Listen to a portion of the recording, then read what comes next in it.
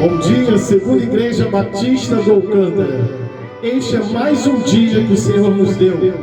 Alegremos-nos e regozijemos-nos nele. Este é o segundo domingo de junho, 14. Estamos aqui para juntos cultuarmos e nos alegrarmos na presença do Senhor. Eu quero te convidar a estar orando comigo. Pai querido, nós te louvamos e engrandecemos por mais esse dia que o Senhor nos deu. Ó Deus, muito obrigado pela tua bondade e a tua misericórdia sobre cada um de nós. Ó Deus, queremos te agradecer pela noite que o Senhor nos presenteou. E agora, ó Pai, temos a oportunidade de vivermos esse dia, que possamos viver com alegria, que possamos louvar e bendizer o teu santo nome. Muito obrigado, Senhor. Muito obrigado por mais esse dia que podemos estar na tua presença. Em nome de Jesus. Amém. No segundo domingo de junho, os batistas brasileiros comemoram o Dia do Pastor. E eu quero junto te convidar para nós estarmos homenageando o pastor desta igreja, pastor Paulo Maurício. Antes, porém, nós vamos estar falando o nosso tema do mês de junho, desfrutando dos frutos da maturidade cristã. Quero ainda te convidar para lermos a palavra de Deus em Efésios capítulo 4, versículos 11 e 12, e diz assim a palavra de Deus: E ele designou alguns para apóstolos, outros para profetas, outros para evangelistas e outros para pastores e mestres, com o fim de preparar os santos para a obra do ministério, para que o corpo de Cristo seja edificado. O ministério de louvor de nossa igreja vai estar cantando uma canção. Eu te agradeço, Deus. Vamos estar ouvindo. Te agradeço, Deus, por se lembrar de mim e pelo teu favor, é o que me faz crescer. Eu vivo pela fé e não vacilo, não paro, não desisto. Deus, eu sou Cristo.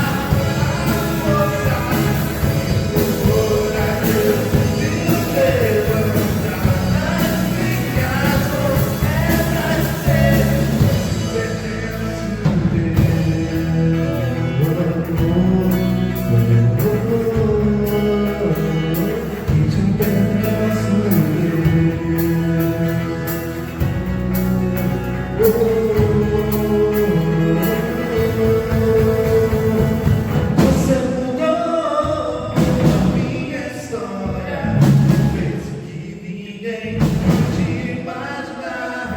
Você acreditou, isso é tudo.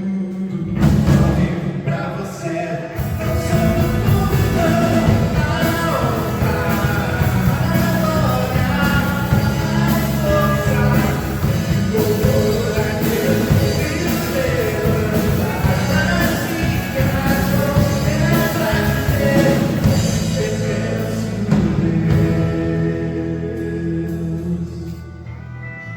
Pregue a palavra, esteja preparado a tempo e fora de tempo.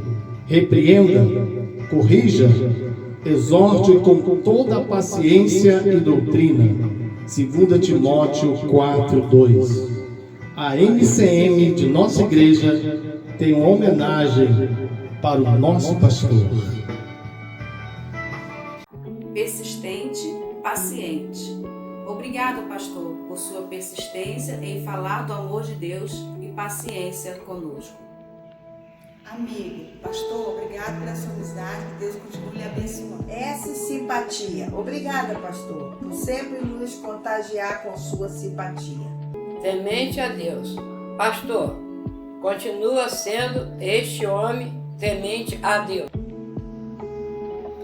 Otimista, sempre crendo no melhor de Deus para o seu rebanho.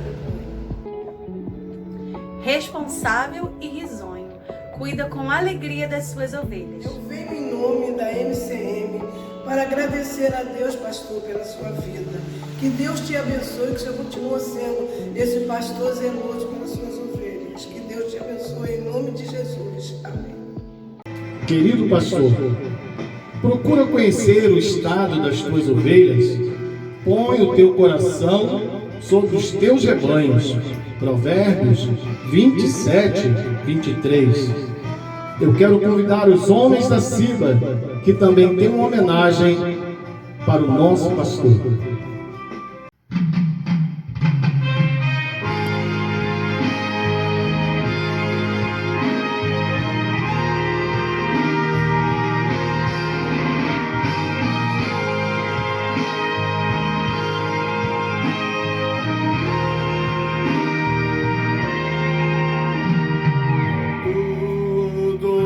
Tens feito, por tudo que vais fazer, por tuas promessas e tudo que és, eu quero te agradecer com todo o meu ser. Te agradeço, meu Senhor. Agradeço, meu Senhor. Te agradeço por me libertar e salvar, por ter morrido em meu lugar. Te agradeço, Jesus, te agradeço. Eu te agradeço, te agradeço por tudo que tens feito, por tudo que vais fazer, Por tuas promessas e tudo que és, eu quero te agradecer todo o meu ser. te agradeço, meu Senhor, te agradeço, meu Senhor. Te agradeço por me libertar e salvar, por ter morrido em meu lugar. Te agradeço, Jesus, te agradeço, eu te agradeço, te agradeço. agradeço. Te agradeço, te agradeço, Te agradeço.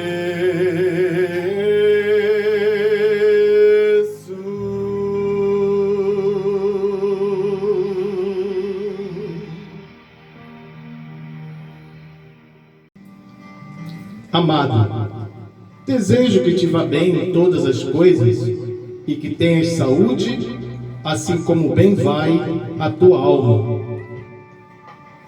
João, capítulo 1, versículo 2. Nossos jovens também têm uma homenagem para o Senhor, pastor. Hoje é o seu dia. E por isso estamos aqui.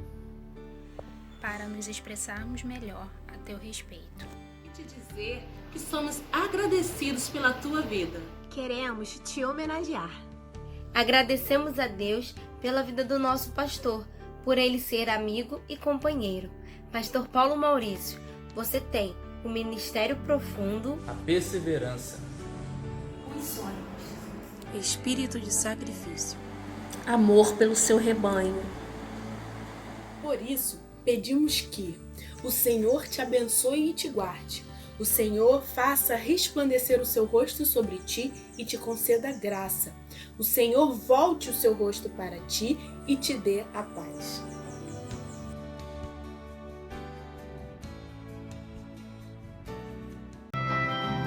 Querido pastor, deleita-te também no Senhor, e Ele te concederá os desejos do teu coração. Salmos capítulo 37, versículo 4. As nossas crianças têm uma homenagem e vai estar apresentando agora. Oi, ovelhinha! Por onde você andou, hein? Não some não, que o pastor sente sua falta. Ah, esse meu pastor sente sim! Volta logo pro aprisco, vem! E o pastor contou 99 ovelhinhas contou e viu que uma faltou e viu que uma ovelhinha faltou e saiu a procurar. Aonde está minha ovelhinha? Onde está? E saiu a procurar. E saiu a procurar. Aonde está minha ovelhinha? Onde está? E saiu a procurar.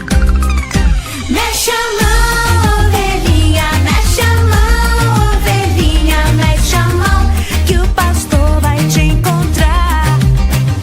Bate o pé, ovelhinha, bate o pé, ovelhinha, bate o pé, que o pastor vai te encontrar. E o pastor chamou, e a sua ovelhinha encontrou, e a que se perdeu achou.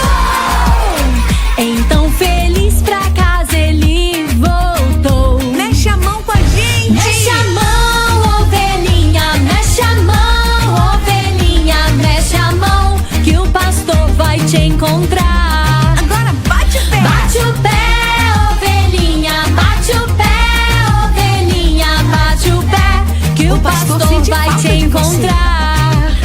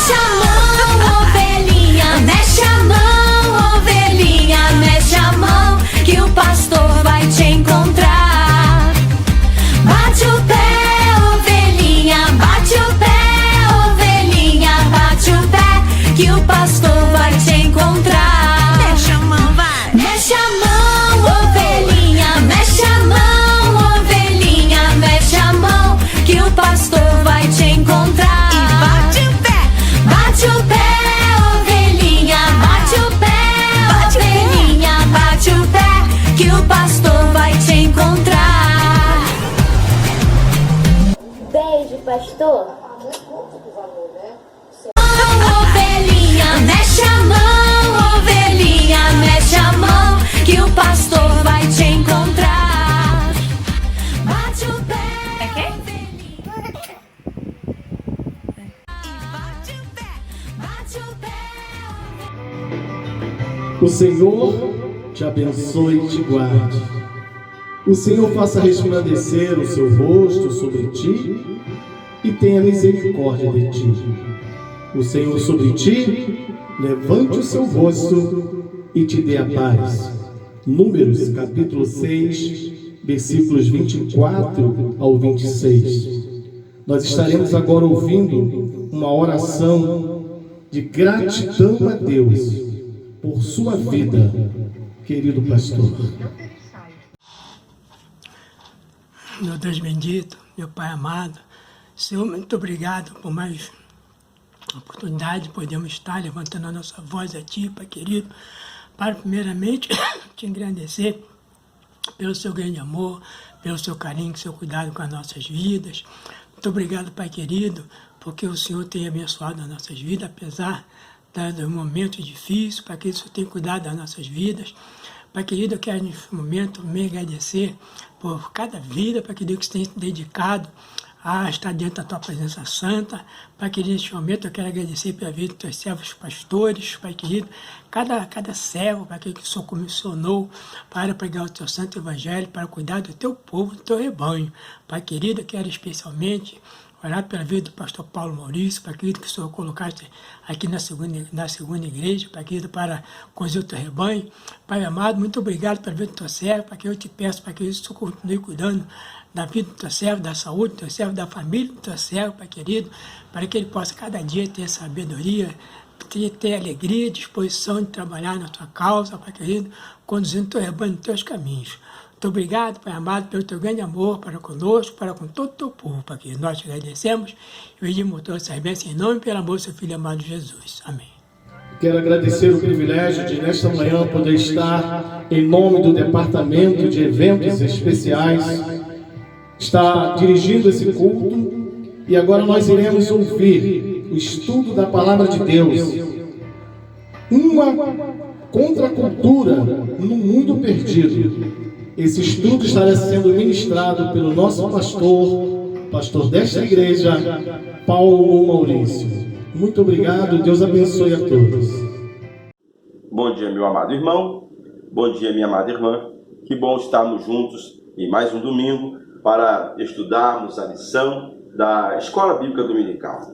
Neste domingo, é claro, você já por certo foi informado desde o início do nosso culto, que estaremos estudando a lição número 11. Lição número 11 está aqui da nossa revista Palavra e Vida, traz consigo o tema Uma Contracultura no Mundo Perdido. Um assunto muito interessante, conquanto possa parecer diferente ou pouco usual, mas o autor nos brindou nesta manhã, ou nesta lição, digo, com um assunto tremendamente atual, um assunto tremendamente abençoador e desafiador para a Igreja de Cristo Jesus. Faço a você mais uma vez um convite. Pegue a sua revista Palavra e Vida, mesmo que ela esteja disponível a você apenas em PDF ou em impresso, como tenho feito ou como você pode fazê-lo, que você possa acompanhar essa lição da Escola Bíblica Dominical e que ela possa abençoar a sua vida. Sempre gosto e sempre temos feito, no início das nossas lições, orarmos ao Senhor para pedirmos a direção de Deus para o estudo da Escola Bíblica Dominical, para que este assunto, para que esse tema abençoe nossas vidas e que por ela, e que pela palavra do Senhor, não pela revista, mas que pela palavra do Senhor, sejamos todos nós abençoados nessa manhã. Feche os seus olhos, vamos falar com Deus nesse instante, pedir a direção do Senhor para estudarmos esta lição da Escola Bíblica Dominical. Santo Deus, Pai eterno, rendemos graças ao Teu nome por Tua bondade infinita e pedimos-te, ó Deus, porque que nesse momento em que estaremos estudando a Tua palavra, que a Tua boa palavra possa abençoar nossas vidas. Que o Teu Espírito Santo nos ajude, nos ilumine a mente para compreendermos a Tua palavra, para que os textos bíblicos para que o assunto aqui trazido possa nos ajudar a vivermos uma vida diferenciada como crentes em Cristo Jesus, num mundo perdido, num mundo sem direção.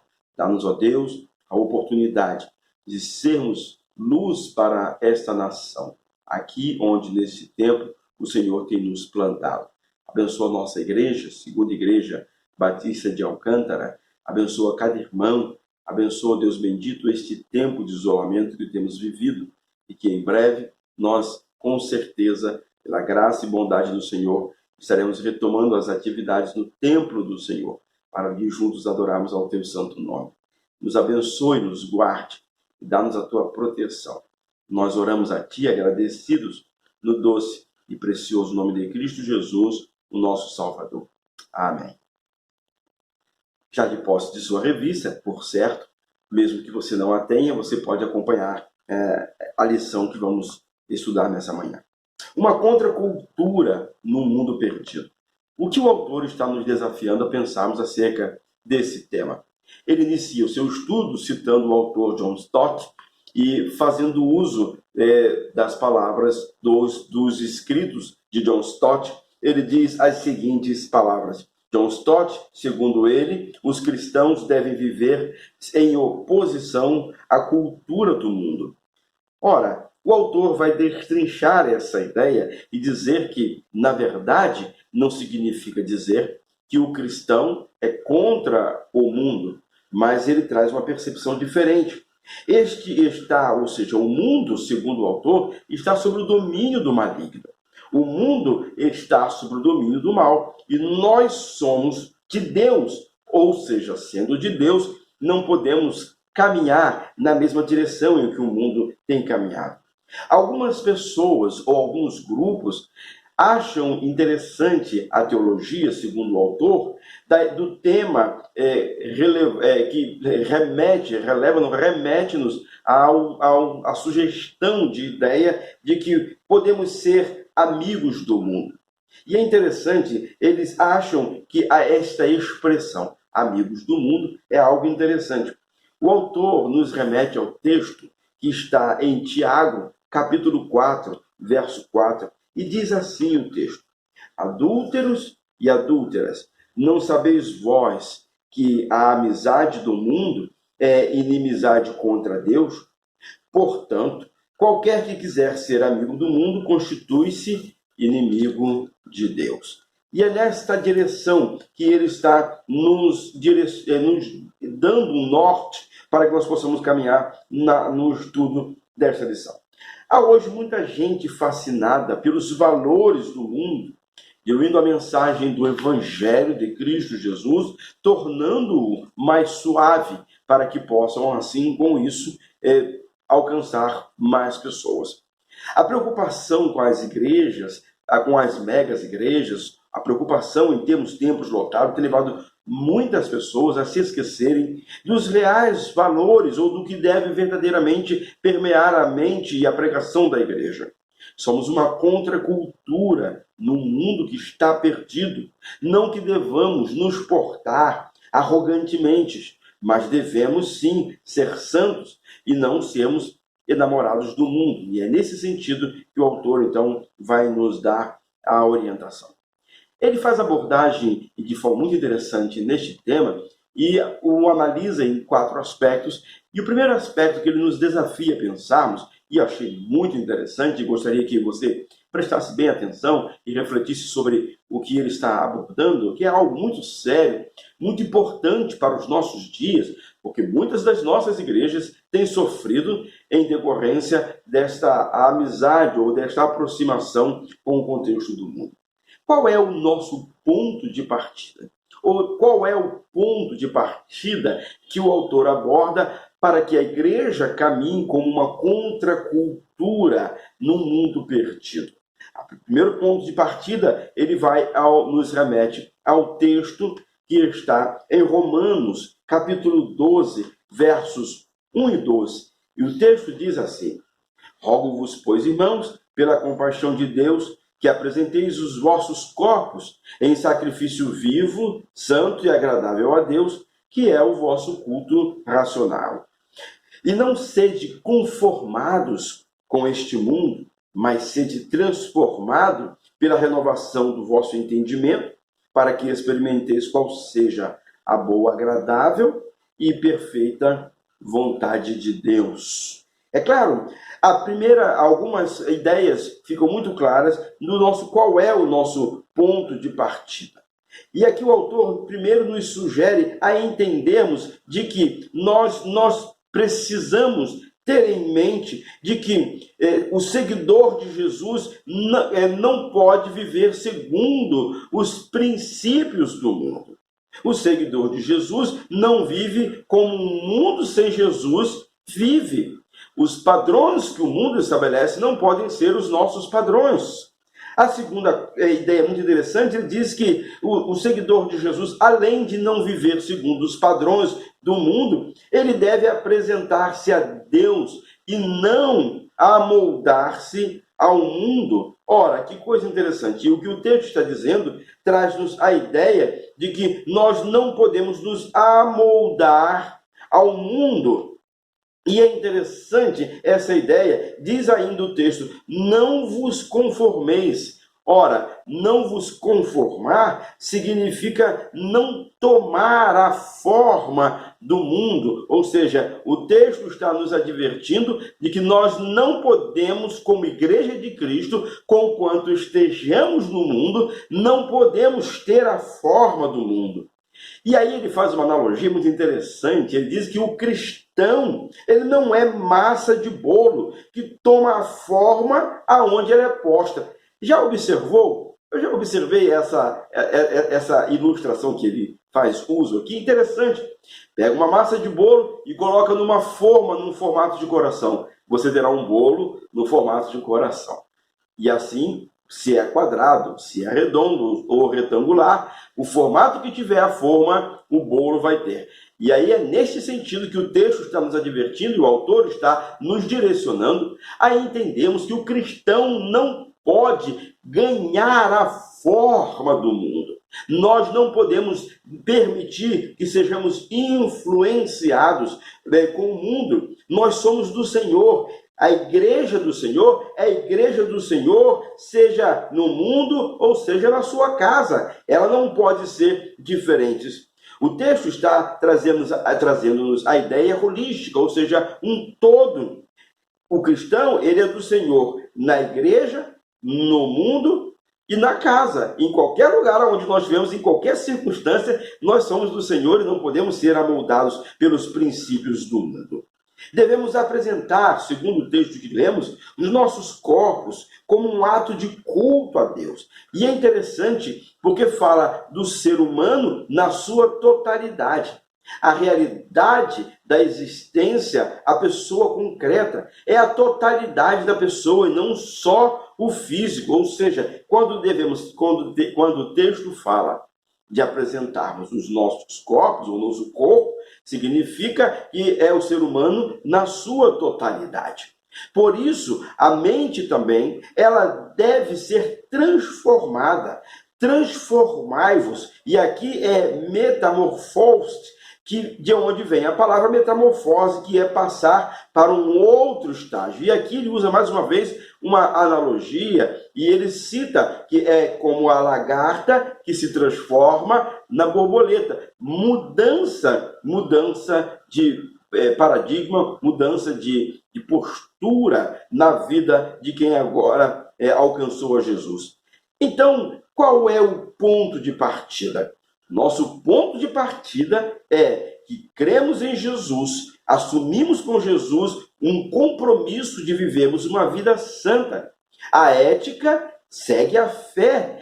Quem crê rompeu, quem crê em Jesus rompeu com o passado e passa a ter novos princípios. O crente em Jesus não é uma massa de manobra. Ele ousa nadar na contramão da correnteza. Não queremos ser uma afronta ao mundo, mas não podemos caminhar segundo os princípios do mundo. Esse é o nosso ponto de partida. Se queremos verdadeiramente ser uma contracultura no mundo perdido, não podemos nadar na mesma direção da correnteza. Precisamos ousar nadar na contramão da correnteza. porque fomos transformados pelo poder de Cristo Jesus. A segunda ideia que ele nos remete a pensarmos e refletirmos é entendermos como o Novo Testamento vê o mundo. E aqui precisamos recuperar a visão bíblica da vida. Muitos crentes são moldados pela mídia e têm uma visão romântica do mundo. Alguns outros amam o mundo. A igreja contemporânea muitas vezes tem sido mundana.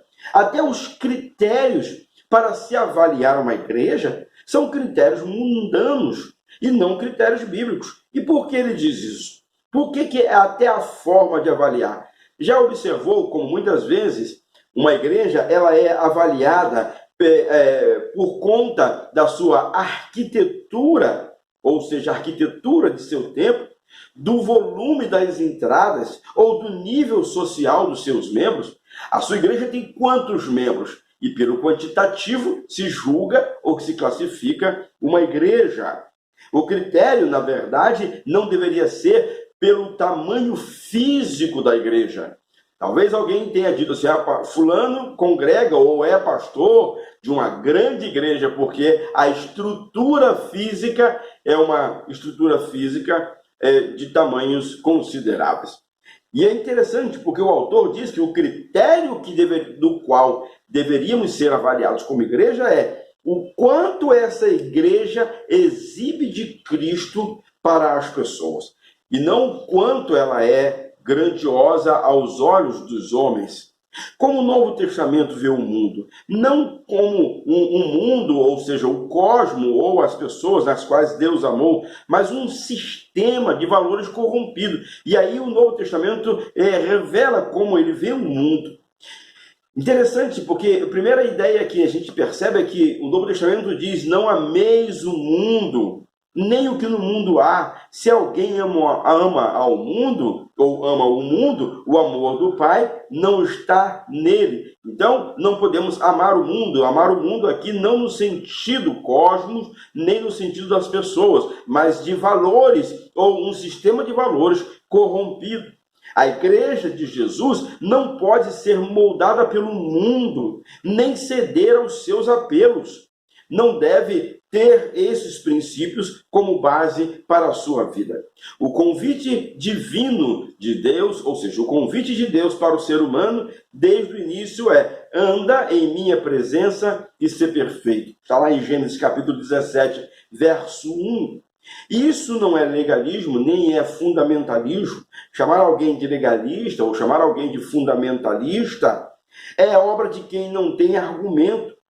Ou seja, viver fora dos padrões do mundo, não ser amoldado pelo mundo, não é fundamentalismo, não é legalismo. É viver uma vida de santificação. A igreja, ela deve ser santa e não uma igreja bajuladora de pecadores. Ou seja, moldar os seus princípios e valores à luz dos princípios mundanos. Ou seja, o Novo Testamento nos mostra e nos remete a entendermos que precisamos viver uma vida de santidade, uma vida de santificação diante do Senhor. E aí, no terceiro aspecto, o autor nos desafia a pensarmos: ora, se nós não podemos nos amoldar ao mundo, se o nosso ponto de partida é que somos separados porque fomos salvos por Cristo Jesus, devemos viver uma vida de santidade. Então, a santificação, o Novo Testamento nos adverte, nos mostra que devemos viver uma vida de santificação. Então, santidade, o que é? O autor diz: santidade é princípio, é moral e não litúrgico. E aí ele explica por quê. No judaísmo, a santidade era litúrgica, expressava-se por ritos. No evangelho, é moral, a santidade é moral. Ser santo não é adotar posturas no culto, é ter uma vida sadia, ou uma vida moral sadia. A santidade se liga ao caráter, e não aquilo apenas que fazemos dentro do contexto da nossa igreja. Me chama a atenção, porque o autor nos adverte a entendermos que santidade ela é moral e não litúrgica. Litúrgica no sentido de conjunto de elementos ou práticas que são inerentes a um culto religioso. A santidade não está ligada ou correlacionada com a sua postura no culto. Eu no culto levanto a mão, eu fecho os olhos, eu estou franzindo o meu semblante. Não, santidade não está ligada a estas coisas. Ajoelhar-se num culto, não que isso seja errado, mas a santidade não está correlacionada àquilo que muitas vezes nós achamos que é santidade.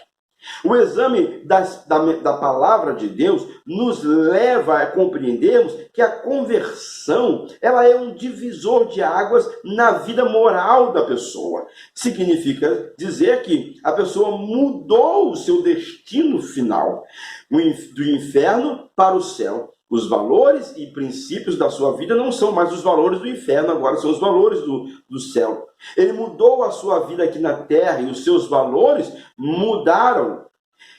E me chama a atenção, porque o autor nos adverte a pensarmos e refletirmos que muitas vezes querem flexibilizar o pecado, como se as coisas que o homem faz verdadeiramente não fossem pecado. O comportamento do mundo, segundo o autor, não é um comportamento sadio. Podemos até, segundo o autor, nos acostumar com o adultério, com o roubo, com o homossexualismo, com a violência, porque a mídia despeja estas coisas todos os dias em nossas casas e nos anestesia. Mesmo que possamos nos acostumar com tudo isso, isso é pecado. Isso é pecado. Essas coisas são pecado. Mesmo que as leis humanas autorizem as pessoas a fazerem isso, mesmo que as leis humanas punam aqueles que se levantam ou que combatem estas coisas, isso não deixa de ser pecado. E esses são os valores que nós precisamos estar atentos para a nossa vida. A Bíblia diz que todas estas coisas são pecado. A santidade, ela é moral e ela não é gestual. Como levantar as mãos ou cantar um cântico muito alto, isso não significa santidade. Santidade é caráter de acordo com o padrão bíblico. Santidade é viver segundo o caráter de Cristo, uma vida transformada e mudada por Cristo Jesus. No quarto e último aspecto, o autor nos desafia a pensarmos sobre a santidade, que a santidade ela é relacional e não mística. Ou seja, na Idade Média, ele conta aqui uma história e diz que na Idade Média havia os santos poleiros. Eram pessoas que subiam numa plataforma sobre um alto poste e ali ficavam anos a fio. Alguns, quando retirados, tinham seus membros inferiores atrofiados, isolavam-se do mundo, viviam de comida que lhes davam e ficavam ao relento. Eram pessoas inúteis à sociedade. Santos no poleiro não ajudam o mundo em nada. Na cultura atual, chamada de pós-moderna, prevalece o individual sobre o coletivo. E ele nos chama atenção para esse aspecto, porque ele diz que a Igreja de Cristo, a Igreja é uma comunidade e não um bando de solitários. Conquanto entendamos tudo o que foi dito nesta lição, a igreja não foi instituída por Cristo para viver isolada, para viver num canto como se nós fôssemos melhores ou que nós não fôssemos humanos de fato. Me chama a atenção porque nós somos postos como família para nos relacionarmos uns com os outros. Nas igrejas nós nos agrupamos com pessoas para exercitarmos a nossa fé, aprendermos uns com os outros, aperfeiçoarmos uns aos outros, recebemos forças para vivermos no mundo. É dessa forma que nós vivemos. Vivemos como um grupo, exercemos a nossa fé em grupo e vivemos no mundo como cristãos. A vida cristã não é uma vida no puleiro, mas uma vida de bondade nas relações. E quando o autor diz que a santidade é relacional, significa de que a igreja precisa relacionar-se com as pessoas. Os crentes devem ter vidas entrelaçadas, sendo responsáveis uns pelos outros. Muita gente levanta um puleiro espiritual no culto, onde canta, louva, ora, mas não se envolve com os necessitados nem com a obra do reino em geral. Isso não é santidade. Isso é santidade mística e é desvirtuada. A santidade, segundo o autor, ela é relacional, não intimista, apenas eu e Deus. Sou eu, Deus e o meu próximo. Isto sim é igreja. Deus e nós, e não Deus e eu. Isso é santidade. Relações corretas com Deus e com o próximo. Quando saímos do culto, fortalecidos pela comunhão com Deus e com os irmãos, vamos ao mundo, testemunhar no mundo a nossa fé. A nossa santidade precisa ser relacional. Precisamos nos relacionar com o mundo, mas não nos amoldarmos pelo mundo. Não deixarmos e permitirmos que o mundo estabeleça os critérios para o padrão de nossa vida. O autor fecha a lição e conclui nos fazendo refletir sobre dois aspectos. Não estamos em guerra com o mundo, mas não devemos amá-lo ou cortejá-lo. O nosso amor tem que ser a Deus e não aos princípios do mundo. O segundo aspecto, a solidariedade é uma das marcas da fé cristã. Sem ela, há apenas conversa oca. A santidade não são palavras. Santidade são atitudes e gestos. É que o mundo precisa ver. O mundo precisa ver, o mundo espera ver em nós uma igreja atuante, uma igreja que seja verdadeiramente uma contracultura no mundo perdido. Uma igreja que vai na contramão da maré, na contramão da correnteza, digo, mas uma igreja que vive os padrões que Cristo estabelece para ela, porque Cristo é o nosso referencial. E desejamos de que o mundo possa conhecer a Jesus Cristo, para que as coisas possam melhorar no contexto de sua vida. A igreja de Cristo é a luz de Deus presente neste mundo. Presente de Deus neste mundo. Que assim o seja na nossa vida, na minha vida, na sua vida, para a glória do nome do Senhor. Que Deus te abençoe e te dê um domingo de bênçãos e de paz na presença do Senhor. Meus irmãos, chegamos ao final da nossa escola bíblica dominical, nosso culto de domingo pela manhã. Nossa gratidão a Deus, a todos os amados irmãos que participaram conosco desse momento de culto, de adoração ao Senhor. Que este estudo possa ter abençoado a sua vida e que sejamos verdadeiramente uma igreja que seja uma contracultura no mundo perdido. Que Deus nos ajude, nos abençoe e nos dê um domingo de paz e de alegria. Que esse domingo seja um domingo de bênção para a sua vida. Desde já agradecemos a Deus pelo alimento que Ele tem nos proporcionado, pedindo a Ele que nos ajude e nos abençoe. Muito obrigado por sua participação. E sempre temos dito nos nossos cultos que quando gravamos esses vídeos, o fazemos no intuito de alcançarmos as nossas ovelhas da Segunda Igreja Batista de Alcântara, mas também sempre tenho dito que temos compartilhado esses vídeos com outros irmãos e amigos, e a nossa oração no Senhor é que Deus abençoe a sua vida, a sua família e te dê um domingo de paz e alegria na presença do Senhor. Quando puder, venha nos visitar. Segunda Igreja Batista de Alcântara fica na Avenida Domício da Gama, número 560, entre as antigas ruas 7 e 8, aqui no Jardim Catarina. Para nós será um prazer tremendo de receber você aqui em nossa igreja. Receba um abraço caloroso, fraterno e amigo da Segunda Igreja Batista de Alcântara e que Deus abençoe o seu domingo, a sua vida e a sua família.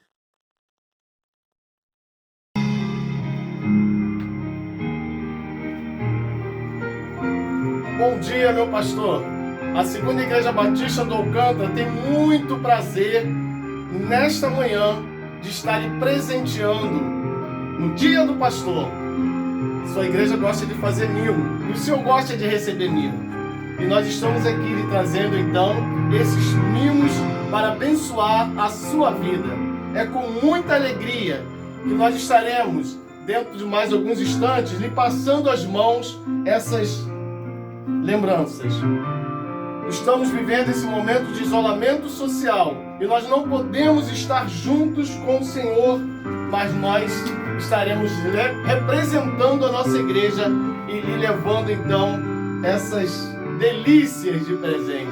Que Deus possa estar lhe abençoando. Um grande abraço e um grande beijo.